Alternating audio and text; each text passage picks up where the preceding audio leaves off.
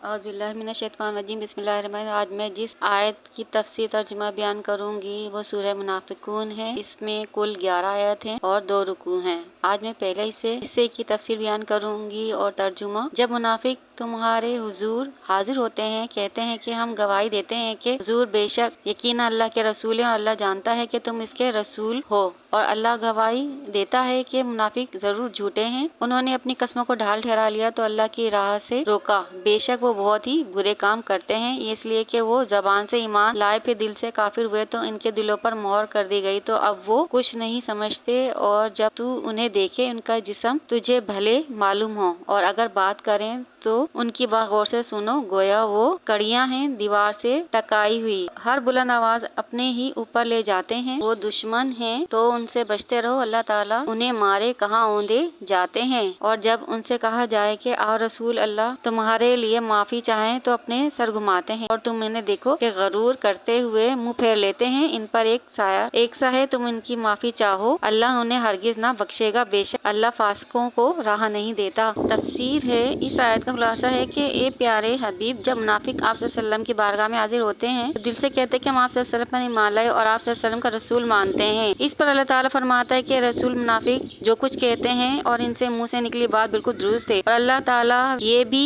گواہی دیتا ہے کہ منافق جھوٹے ہیں کیونکہ ان کا باطن ظاہر کو موافق نہیں ہے۔ اور اے نبی صلی اللہ علیہ وسلم، یہ زبان سے تو تمہیں کہتے ہیں، قسمیں بھی کھاتے ہیں، مگر یہ لوگ کے دلوں میں طرح طرح کے وسوسے ڈال کر اور شبے میں ڈال کر آپ صلی اللہ علیہ وسلم پر ایمان لانے سے روکتے ہیں اور اللہ کی راہ میں جہاد کرنے سے روکتے ہیں، اور وہ بڑے برے ہی کام کرتے ہیں۔ عبداللہ بن ابی صحت مند، خوبرو اور خوش بیان آدمی تھا، اور اس کے ساتھ والے منافقین قریب قریب ویسے ہی تھے۔ جب یہ لوگ آپ صلی اللہ علیہ وسلم کی محفل میں ہوتے تو خوب باتیں بناتے اور وہ باتیں سننے والوں کو بھلی معلوم ہوتی، تو مسلمانوں کو اس آیت میں ان کی حقیقت بتائی گئی ہے۔ اے مسلمان، جب تم منافق عبداللہ بن ابی جیسے منافق شخص کو دیکھو تو وہ تمہیں بھلا معلوم ہوتا ہے جبکہ وہ منافق ہے، لیکن یہ بے جان تصویر ہے جو دیوار سے لٹکی ہوئی ہے، جو خوبصورت تو ہے مگر بے جان ہے، اس میں ایمان کی روح موجود نہیں ہے۔ حضرت ابو ہریرہ رضی اللہ تعالیٰ عنہ سے روایت ہے کہ نبی اکرم صلی اللہ علیہ وسلم نے ارشاد فرمایا، آخری زمانے میں کچھ لوگ ہوں گے جو دھوکہ اور فریب کے ساتھ دین کے ذریعے دنیا کمائیں گے، لوگوں کو نرمی دکھانے کے لیے بھیڑ کی کھال پہنیں گے، ان کی زبان شکر سے زیادہ میٹھی ہوگی اور ان کے دل بھیڑیوں کی طرح ہوں گے۔ اللہ تعالیٰ فرمائے گا کہ تم میرے ساتھ دھوکہ کرتے ہو، مجھے پر جرأت کرتے ہو، مجھے اپنی ہی قسم ہے کہ میں ان لوگوں پر انہی میں سے ضرور فتنہ بھیجوں گا جو ان میں سے سمجھدار لوگوں کو بھی حیران اور پریشان کر دیں گے۔ آگے ارشاد ہوتا ہے کہ عبداللہ بن ابی کے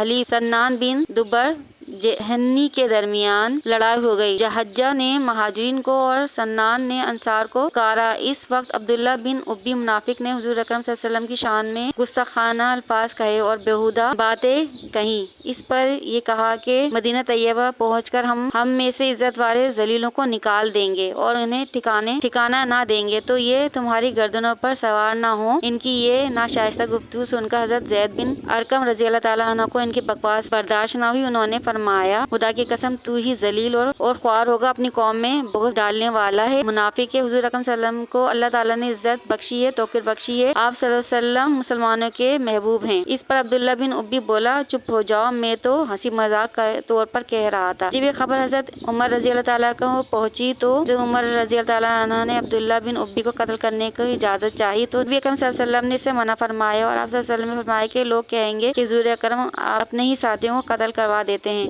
اور اللہ ایسے لوگوں کو ہرگز نہیں بخشے گا جو نفاق پرست ہیں، اور کافروں کے لیے مغفرت کی دعا مانگنا بھی کفر ہے۔ اب میں آپ سے اجازت چاہوں گی، جب اپنی دعا میں یاد رکھیے۔ اللہ نگہبان۔